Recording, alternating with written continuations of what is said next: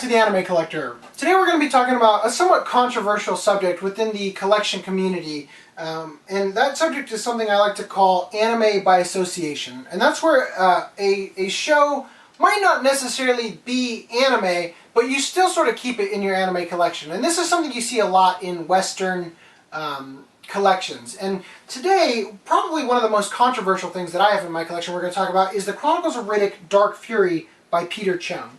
Now, the way that this gets into my collection is that Peter Chung was featured in the Animatrix. He's also done character design work for Reign the Conqueror and probably a couple other things. So he's been established as recognized by the anime community. And it's just like, by the way, this, like, I picked this up in 2004 when it came out, and this has gone in and out of my collection many, many times, and it probably will continue to do that over the years to come. And it's just, there are a lot of things in your collection that you don't know whether or not they actually belong there. Another example of this might be the American cartoon of Mega Man, or Street Fighter, or Darkstalkers that came out around the same time. And then there's the Super Mario Brothers Super Show. You know, does that go in your collection? What about the American Legend of Zelda cartoon? You know, does that go in your collection? And then, you know, some people will say that they've got a strictly anime collection, so there's no live-action movies in it. But I happen to have the live-action Cromartie High School, the live-action Cutie Honey, the live-action GTO, the live-action Curation. I've got all sorts of live-action anime movies. You know, the live-action City Hunter with Jackie Chan. It's like, do these belong in my collection? You know, I keep those in my collection. I've got a lot of live-action movies in my collection, come to think of it, that maybe even don't even have any ties to manga or anime, but they have directors or actors that I really like and enjoy their work, so I keep them here. They're Japanese films, you know, you know, like I said, it just becomes very, very tricky. And then it's sort of like another way that you can look at this is like, when you've got a manga collection, do you also keep your manhwa in there if you're into that sort of thing? You know, the Korean manga. And then there's a lot of Korean animated features that get released that people buy, and they end up putting them in their anime collection. Like I think there's My Beautiful Girl Mari or whatever. So I'm pretty sure that's one of them. And it's like, do you put that in your collection? Where do you draw the line? And then a really good example of where this gets really tricky is like in the movie Kill Bill. Kill Bill has an animated sequence in it that was animated for the film by a very recognized, you know, Japanese group of animators and stuff. And it's like, do I put this in my collection? If I decide to put Kill Bill 1 in my collection, which has this animated sequence, do I also include Kill Bill 2, which doesn't necessarily have the sequence? Where do I draw the line? You know, it becomes very, very complicated. And for that end, it's like, if I've got the Animatrix in my collection, do I also keep the Matrix trilogy there? If I've got Batman Gotham Knight in my collection, do I put all the Batman films that I own in there? Where do you draw the line?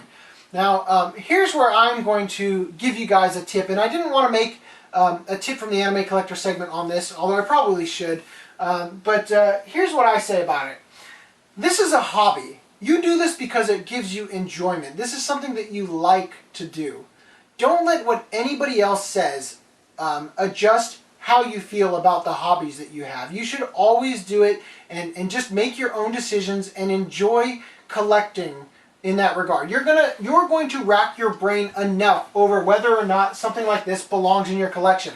Like I said, this has gone in and out of my collection many, many times. You know, when I was ready to do the Last Samurai review, I was surprised to find that it wasn't in my bookcases, because I had forgotten that I actually took I took a huge portion of live-action movies out of my bookcase that used to be in there. All my Jackie Chan movies, like Jackie Chan's Police Story, all my Bruce Lee films weren't in there anymore. Hard Boiled, John Woo's Hard Boiled, and I'm like, why are these things not in here? And so from day to day, you'll feel differently about whether or not something belongs in your collection or it doesn't. You know, it's tricky. It's really, really tricky. So my advice to you is just roll with it. If you feel like it one day, go ahead and put it in. If you don't, don't. And don't let anybody else's outside opinion influence how you view your collection. If you want to put Avatar: The Last Airbender in there, go ahead. Don't let anybody else bother you about it. You know, that's just the bottom line. This can be stressful enough. This collecting process can get stressful enough. Don't let other people put stress on you about it. Just be okay with what you're doing and enjoy it. Now, today we're talking about Dark Fury, and the reason I picked Dark Fury is because it's very short, something easy for me to rewatch, and it also has there's something, I have a lot to say about it already. And the reason I had to pick something like that this week is because obviously I lost my wallet last week, and I've been going through hell just to get that sort of sorted out. I've been informed that there's a potentially serious mold problem in my current residence, and I've been informed that I need to find another place to live for at least a few days, probably a lot more. That's going to really cause a pretty serious hiccup in the structure and schedule for this show. So I'm going to need to figure out what I'm doing, and for the next couple of weeks I'm probably going to try to pick things that are a little bit simpler and easier for me to get through. Not to mention that I've spent literally my entire January, from the moment I woke up to the moment I went to sleep, every single day was devoted to making this channel possible, making it work, getting all the work done, and I'm quite frankly exhausted. So I might also want to schedule in some breaks here and there where we might take a week off from time to time. And I don't know, once the tips sort of end, I do have another segment I'm going to start. We're going to see if that's going to be something I can put together a lot easier. And maybe I'll just be able to reduce a little bit of the stress, because like I said, this is a hobby. I want to be enjoying what I'm doing, and I can't let my scheduling or the structure of my channel make this into work that I no longer enjoy, and then I don't want to be collecting anime anymore. Now, as far as Dark Fury goes, like I said, I do have a personal history with it. I had this passionate hatred for Peter Chung, and I think it starts with Dark Fury. But shortly after Dark Fury, which was released in 2004, the Aeon Flux live-action movie came out, and that was in 2005, I think. And there were, like, when I saw the trailers for it, and this will just sort of give you some backstory on how I feel about Peter Chung. I went out and I bought the anime, you know, the cartoon that he made, and I watched it, and Peter Chung has this way about him where I feel like he comes into work Monday through Thursday, and he makes all sorts of really good decisions, and then on Friday he comes in completely hammered and just screws everything up. And so that's how it sort of feels for me. And it's just like, for instance, in Aeon Flux, he explored a lot of really interesting concepts, interesting ideas, like the story that he was trying to tell, the characters that he created, where they lived, and their just sort of environment was very interesting. And then he would do something that really weirded me out, like have a character who had hands for feet. Really freaked me out, and it's like I was on board with what you were doing, Peter Chung, and then you put me back to the start with that. I don't know how I feel about this. And then he'd have something really cool, like all the gadgets and contraptions and devices that he created, that he explored in Aeon Flux were very, very interesting. And then he would do something really weird that kind of weirded me out, or changed my expectations of the show, where, for instance, I remember this one sequence, I think, where Aeon is cloned by the bad guys of the show, and she's like, basically the point is that she's such a advanced fighter and stuff that nobody can touch her except, like, nobody can kill Aeon except for Aeon. This is sort of the mindset. So you're thinking, all right, I'm ready for this fight scene. I'm definitely ready for it. It's going to be epic because of the way she's been fighting up to this point. It should be really, really interesting. And then Aeon and her clone finally meet up, and they don't start fighting, they start making out. And I'm just like, oh my god, Peter Chung, what are you doing? And I didn't understand at the age that I was. I didn't get it. I didn't get it at all. And it seemed like every time I would put my faith in Peter Chung, he would dash my faith on the rocks, you know? Now with Dark Fury, I was a pretty big fan of Vin Diesel back in the day, and I still think he's got a lot of talent. Actually, you know, the interesting thing with Vin Diesel is that he's not a very talented actor, but he's a very entertaining actor. And he's able to cater to his fan base in a way that a lot of actors are unable to. And he listens to his fan base and makes decisions in his movies. For instance, I read somewhere that the reason that he did the cameo appearance at the end of Fast and Furious Tokyo Drift is because he made a deal that in doing that, Universal would give him rights to the Riddick franchise so that he could make the Riddick film, the one just called Riddick that came out pretty recently. And, you know, he's very, very intelligent with how he handles the stuff that he does and the way that he caters to his fan base. But Dark Fury takes place in between Pitch Black and the Chronicles of Riddick. And it sort of tells a story about what happens after they leave Pitch Black, the planet from Pitch Black, and how they find another place to be, and how Riddick, Imam, Jack, yeah, Jack get separated, and sort of what happens in that situation, and it's sort of an interesting take on it, and they let Peter Chung take helm on this project, and again, I'm watching this. This is probably my first real experience with Peter Chung at the time, and I'm watching it. I actually rented this on Netflix, believe it or not. Back before the streaming, you send out those discs, like in the mail, you just get the DVD in the mail. And I popped in the DVD, and I was really excited because I really was a big fan of the Riddick franchise, and I was really excited to get to see this film and be able to say that I've seen all 3 Riddick films when people would tell me, like, there's only 2 Riddick films, what are you talking about? You know, and I could be that jerk who always says, like, there's 3, you know? And I was watching it, and even if it wasn't any good, I was going to try to find, you know, it's just the way that you are with fandom sometimes, where you try to find anything about it that's great, that you can say that it's really, really good. And I really enjoyed what they did with it, how they explored it. It has the voice of Vin Diesel reprising his role as Riddick, and it's just a really, really well, strong, put together piece, and it really feels like it fits in the Riddick universe, and he fights in a very diverse, very dynamic, I should say, way where the fighting, the action sequences are very, very fast paced, but you can tell exactly what's going on. Just very interesting concepts explored. And Peter Chung, again, he really brought me up. I'm like, wow, this is so inventive, so interesting. You know, they do things like in Star Wars, you might see like stormtroopers running through the Death Star's hallways. Since this takes place in outer space, what happens is that the ship that they escape the planet from Pitch Black on gets pulled into a Merc ship because they run out of fuel. And they voice print ID Riddick and find out that it's him. And since they're a Merc ship, a ship of basically bounty hunters, they're like, okay, time to get Riddick and collect our bounty. He's like the most wanted man on the entire universe.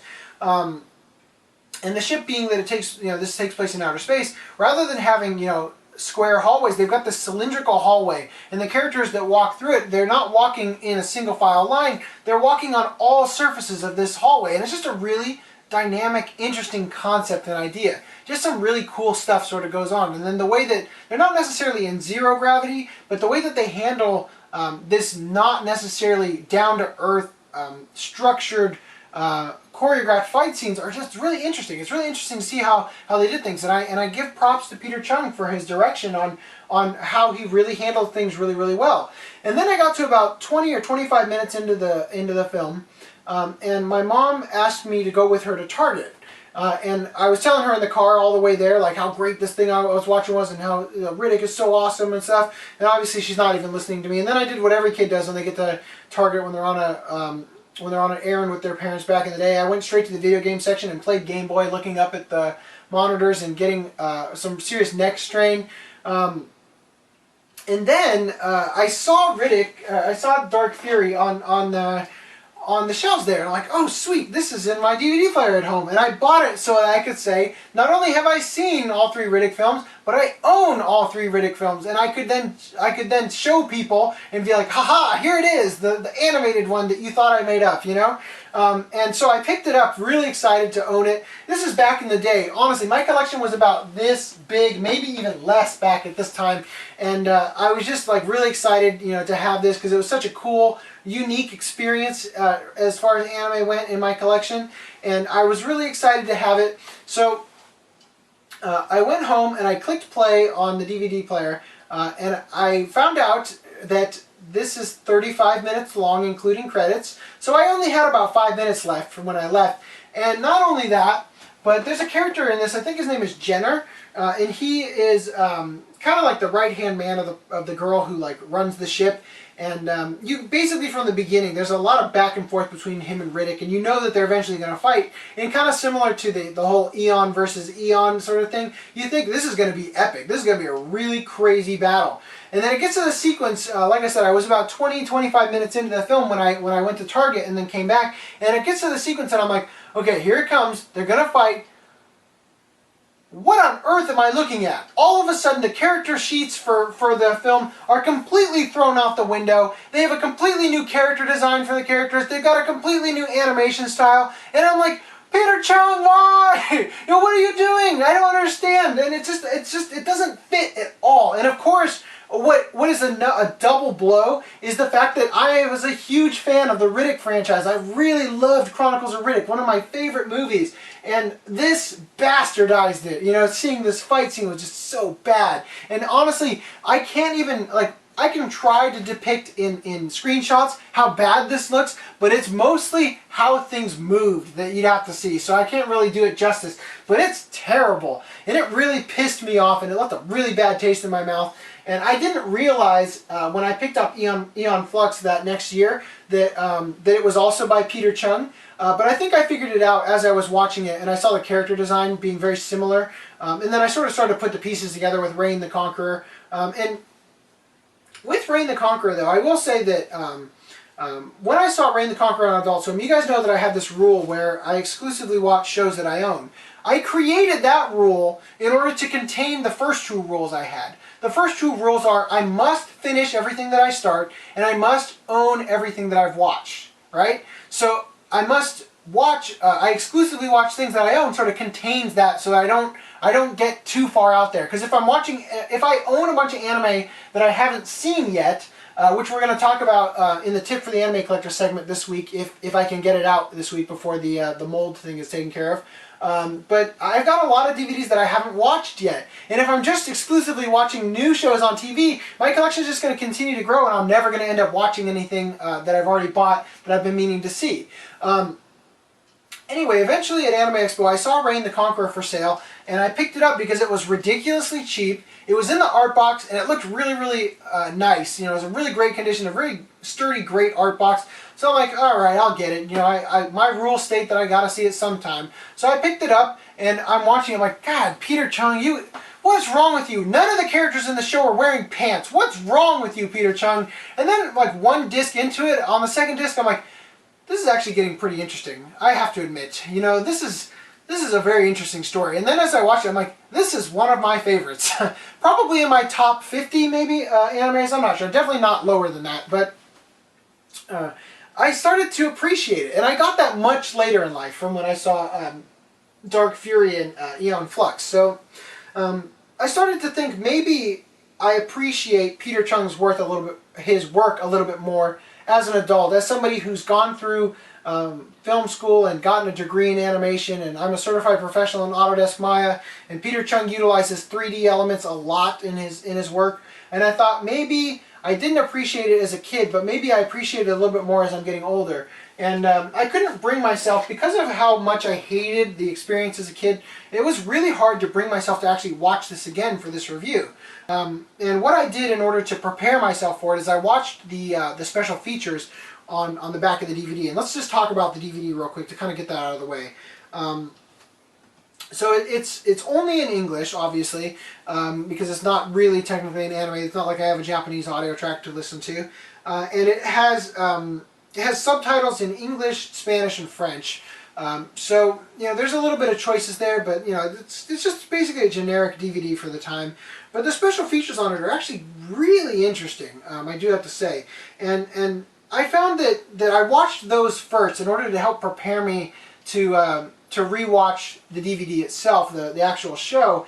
And I was brought face to face basically with Peter Chung, and I had to watch his interviews and listen to his theories behind animation, and damn it, I found myself agreeing a lot with him, and I'm like, you know what, I do have a lot of respect for this guy. And as I started watching the show again, I was looking at it a little bit differently, and I was looking at the sequences that they put together and the effects that they did and the concepts that they explored, and I found myself really, really intrigued with it and really enjoying what I was seeing. And then I got to the scene that I remembered really, really hating when I was a kid, and I thought to myself, you know what, I bet this time around I'm going to feel completely different.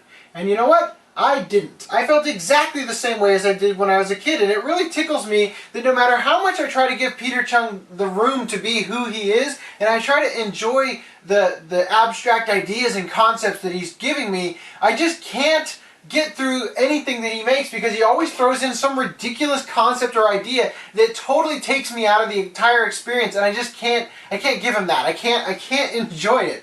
And it's funny that this sort of experimental catastrophe that they did on something, this is 35 minutes long. You can't just jump in here at arguably the climax of the entire piece and just decide to throw caution to the wind and try something new with an art style that is arguably not nearly as good as what you've shown us up to this point. It just doesn't work. Now, what's really funny about this, though, is that they actually tried this same sort of experimental thing in Gurren Lagann.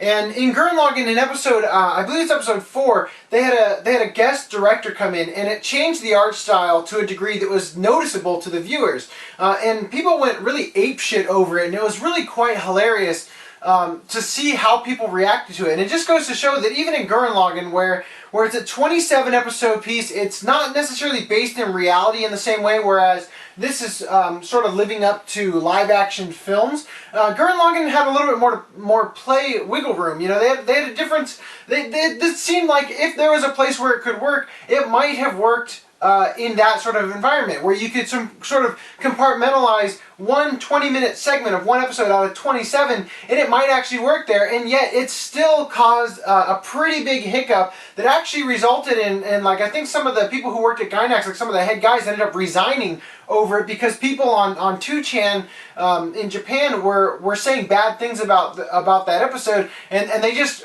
they couldn't restrain themselves from sort of fighting back in the comments, and they said things that ended up causing them to lose their place at Gainax and decide that they needed to resign in order to sort of save the company's face. It's just really ridiculous how this concept, you just don't do it. It's not good for the production that you're working on. Now, one thing I will say about Dark Fury, like if I'm going into sort of some memorable moments, something I really did like about it was that they feature Toombs, which is actually my favorite character from the franchise.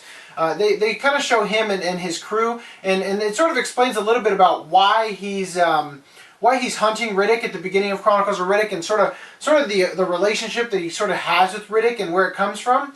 And then another thing that you sort of can't talk about this without really bringing up is these statues. That what they do is I forget the name of the girl who's featured on the cover, but she runs this merc ship, and they are basically they're in the business of collecting criminals. They collect the most, as she puts it, the most wanted criminals in the universe. And what they do is they put them in a like a cryo state where they're still alive, but they're completely frozen. Where, as she puts it, just blinking an eye is like an entire day's work, and their brains are still operating at normal speed, but their bodies are basically frozen. And they have them posed throughout her quarters in the ship as statues, basically. And it's just crazy that you look at this thing, and there are a lot of beautiful, unique, crazy concepts that you won't see anywhere else,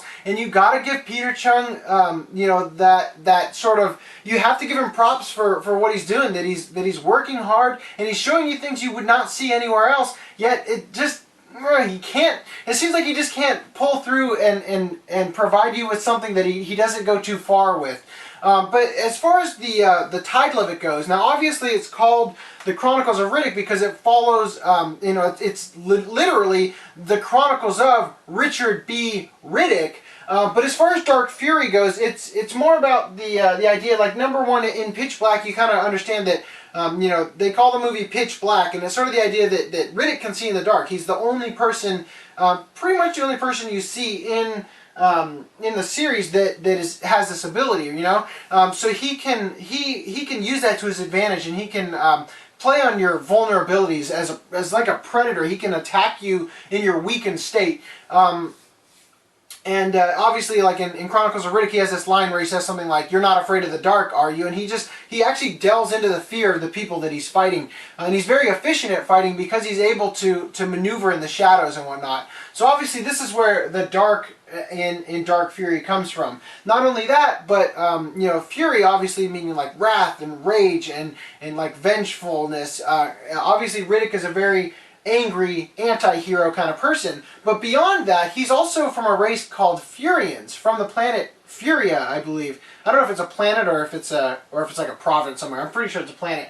But he's like one of the last of his kind. So Dark Fury goes a little bit farther into him being a Furian. And it's just sort of an interesting kind of concept that they would sort of pull through and put that in there. Now, as far as recommending this, if you're a really huge fan of the Chronicles of Riddick and you somehow didn't know that this existed, I'm not going to be able to stop you from going out to get it. You're going to want to see it, obviously. And I don't know, this was released by Universal. I guarantee you could probably get this on Amazon. But I think that when the fourth Riddick film, the one titled Riddick, I think when that one came out, that they released like a collection of Pitch Black, this film, and then the Chronicles of Riddick. So I think that a lot of you guys probably already have it if you're a big fan. So I probably don't need to really discuss it that much. But that's sort of what I wanted to talk about in terms of Dark Fury. Hopefully we aren't going to be sort of shut down in the middle of this week or even next week with this mold issue I've got to get resolved.